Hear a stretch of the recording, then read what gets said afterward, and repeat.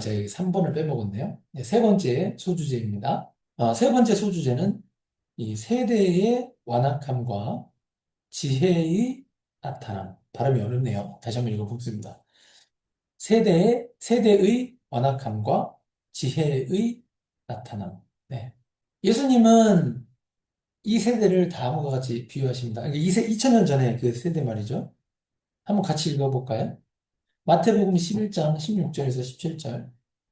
이 세대를 무엇으로 비유할까? 비유하건대 아이들이 장터에 앉아 제 동물을 불러 이르되 우리가 너희를 향하여 피리를 불어도 너희가 춤추지 않고 우리가 슬피 울어도 너희가 가슴을 치지 아니하였다 한 것 같도다.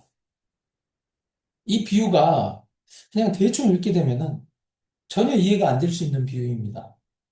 그러니까 아이들이 장터에 앉아서 제 동물을 부른 상황이라면은 이게 서로 친한 친구 개념으로 부른 거 아니겠습니까?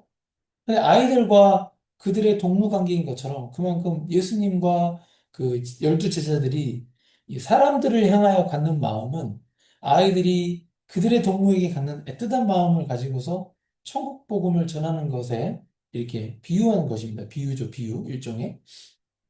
물론 제자들 입장에서는 아는 사람도 있었을 것입니다. 근데 평소 이게 전혀 모르는 사람들에게 복음을 전하는데 이렇게 동무가 동물을 부르는 그런 마음까지 가졌는지는 우리가 알 수는 없죠. 네. 그럼 어찌됐건 근데 여러분 복음을 전한다는 것은 그와 같이 지옥에 갈 수밖에 없는 영혼을 천국으로 이끌겠다는 사명감 없이는 쉽게 하지 못하는 행동입니다. 여러분 이게 이 교회 다녀도 이렇게 열심을 내서 전도하는 사람들 많지 않잖아요. 예. 그런 거 보면 알 수 있죠. 이 천국 복음을 전파하는 그 활동 자체가 아이들이 이 장터에 앉아 제 동물을 부르는 비유로 볼 수 있는 것입니다. 그래서, 네. 근데 17절에서 어떻게 말씀하십니까? 17절에서 이렇게 말씀하십니다. 우리가 너희를 향하여 이 피리를 불어도 너희가 춤추지 않고 우리가 슬피 울어도 너희가 가슴을 치지 아니하였다 함과 같도다라고 말씀하십니다. 그러니까 예수님과 제자들이 이 천국 복음을 전파해도 이 사람들이 기뻐하지 않는 거예요. 그리고 그들의 죄를 회개하지 않음을 슬피 울어도 그들이 가슴을 치며 애통해하지 않는 것과 같다라고 이렇게 비유로 말씀하신 것입니다.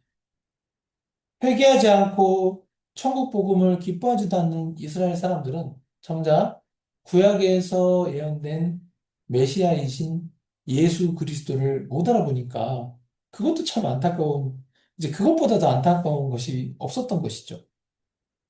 마태복음 11장 18절에서 19절 같이 한번 천천히 읽어보겠습니다. 요한이 와서 먹지도 않고 마시지도 아니하매 그들이 말하기를 귀신이 들렸다 하더니 인자는 와서 먹고 마시매 말하기를 보라 먹기를 탐하고 포도주를 즐기는 사람이요 세리와 죄인의 친구로다 하니 지혜는 그 행한 일로 인하여 옳다함을 얻느니라. 아멘. 이 세례 요한은 당시 선지자로서 헤롯 왕에게도 옳지 않은 일이 있다면 그 부분에 대해서 지적했던 사람입니다. 대단한 사람이죠, 이게. 그러니까 말하자면 지금 어, 한국의 대통령한테 뭐 잘못했다고 이렇게 대놓고 지적하는 거잖아요. 예. 마태복음 14장 4절에서 5절. 예. 이는 요한이 헤롯에게 말하되 당신이 그 여자를 차지한 것이 옳지 않다 하였습니다.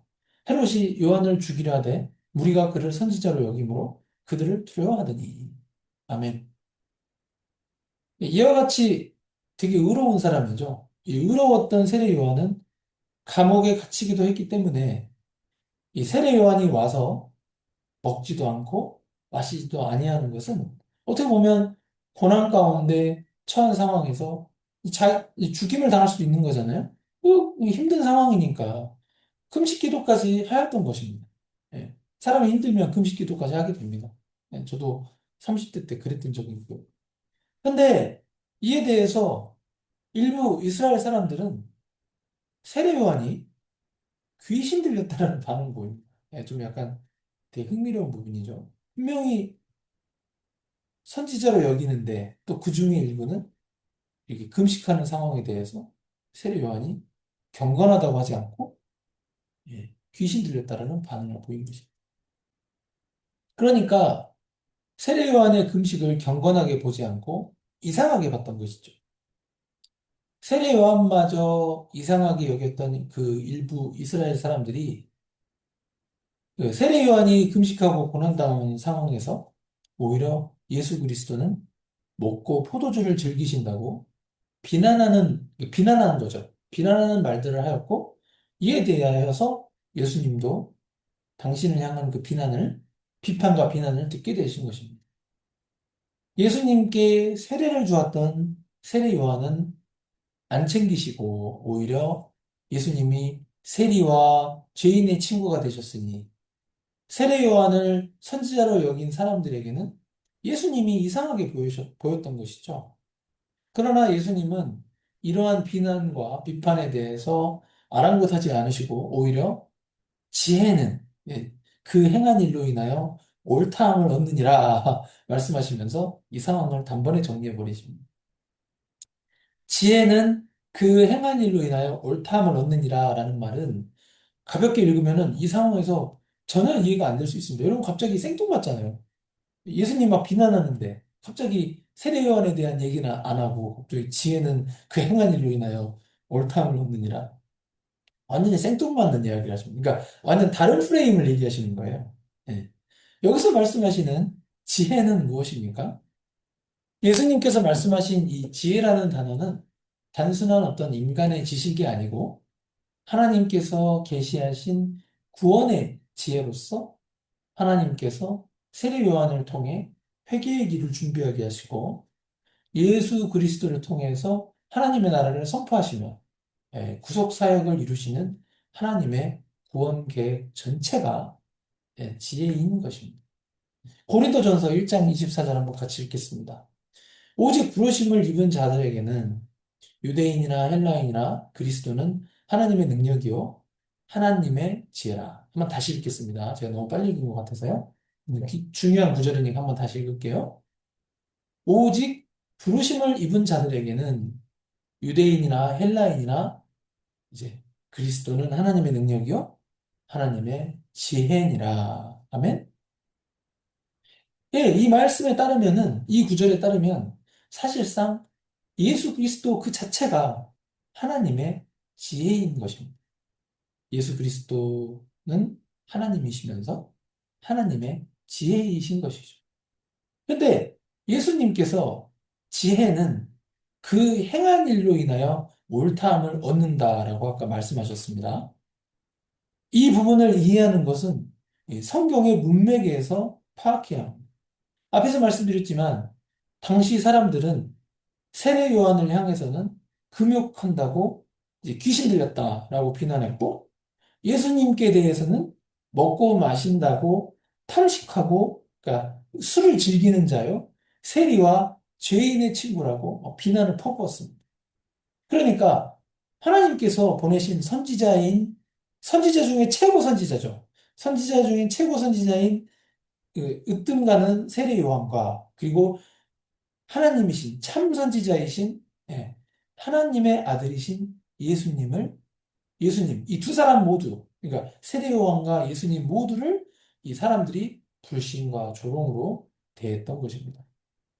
그러니까 예수님은 지혜는 그 행한 일로 옳다함을 얻느니라고 말씀하시므로 사람들이 어떻게 평가든지 간에 니들이 그러니까 사람들이 뭐 어떻게 비난을 하든 비평을 하든 뭐라고 하든지 간에 하나님의 구원 사역은 그 열매와 결과를 통해 참되고 옳음이 드러난다고 하시는 것을 선언하신 것입니다. 이게 완전 다른 프레임으로 말씀하시는 거예요. 엄청난 말씀. 이 한 문장인데 엄청난 의미가 있죠, 여러분. 근데 이 한 문장을 통해서 우리가 무엇을 볼 수 있냐? 여기서 드러나는 것은 바로 인간의 완악함입니다. 예, 아주 고집센 인간들. 복음 앞에서 인간의 자기 기준을 고집하면서 이 거절하는 마음, 완악함. 여러분 이때 이 완악함을 이란 단어를 봤을 때 누가 생각나십니까? 뭐 여러 인물이 있겠지만 저는 모세의 출애굽을 끝까지 방해했던 애굽의 바로 왕이 생각났습니다. 그는 구약 성경에서 완악한 인간의 대표격이었습니다. 하나님의 역사를 자기 눈으로 직접 확인했으나 열 재앙을 직접 확인했잖아요. 열 가지 재앙을 확인했잖아요. 끝까지 끝까지 하나님을 대적한 자였습니다. 아주 독한 사람입니다. 세례 요한과 예수님을 비난하고 조롱하던 자들은 복음을 직접 듣고 하나님이신 예수님을 직접 눈으로 보았습니다. 그러나 복음 앞에서 유대교의 전통과 어떤 자기들만의 자기 기준을 고집하면서 그 복음을 거절하였습니다. 여기서 말하는 옳다 인정받는다는 행함은 어떤 이거 우리가 이것도 잘 알아야 돼요. 어떤 인간이 생각하는 어떤 정의로운 막 의로운 일을 하는 것이 아닙니다, 여러분. 이 말씀에서 옳다 인정받는다는 행함은 바로 예수 그리스도를 믿는 믿음을 말합니다. 이거 너무 중요한 중요한 문장이니까 한번 더 읽어드릴게요. 이 말씀에서 예수님께서 옳다 인정받는다는 행함은 바로 예수 그리스도를 믿는 믿음을 말합니다. 이게 뭐야? 이렇게 질문하시는 분이 있을 수 있습니다. 왜 예수 그리스도를 믿는 것이 하나님의 일인 것일까요? 한번 같이 읽어보겠습니다. 요한복음 6장 29절입니다. 한번 같이 읽어보겠습니다. 중요하니까.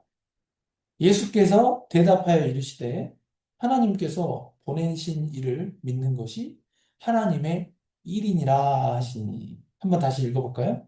예수께서 대답하여 이르시되 하나님께서 보내신 이를 믿는 것이 하나님의 일이니라 하시니. 아멘. 우리 인간의 입장에서는 이 믿는 것이 일종의 이 정신 속에서, 뇌 속에서, 그죠? 이 정신 속에서 일어나는 사고작용이라고 생각을 해서 어떤 행위에 기반하지 않으니까, 이게 막 몸으로 움직이지 않는 것이니까, 일이라는 생각이 들지 않을 수 있습니다. 그러나 예수님은 이 예수님을 믿는 이 자체, 예, 예수님을 믿는 이 자체가 하나님의 일이라고 분명하게 요한복음 6장 29절에서 정의하셨습니다. 중요한 개념이니까 한 번 더 읽어보겠습니다. 같이 한번 읽겠습니다. 예수께서 대답하여 이르시되 하나님께서 보내신 이를 믿는 것이 하나님의 일이니라 하시니. 앞서 말씀드린 대로 이 마태복음 오늘 본문이죠. 오늘 본문의 마지막 구절. 마태복음 1장 19절에서 이 말씀에서 옳다 인정받는다는 행함은 바로 예수 그리스도를 믿는 믿음, 믿는 것, 믿는 믿음을 말합니다. 예수님을 믿어야 예수님을 사랑하게 되고 예수님의 가르침과 계명을 따르는 행위까지 나아가기 때문입니다. 우리는 이 진리의 가르침의 소중함을 다시 깨닫고 예수님을 믿는 믿음을 놓치지 말아야 할 것입니다. 아멘. 예, 결론입니다. 사랑하는 성도 여러분,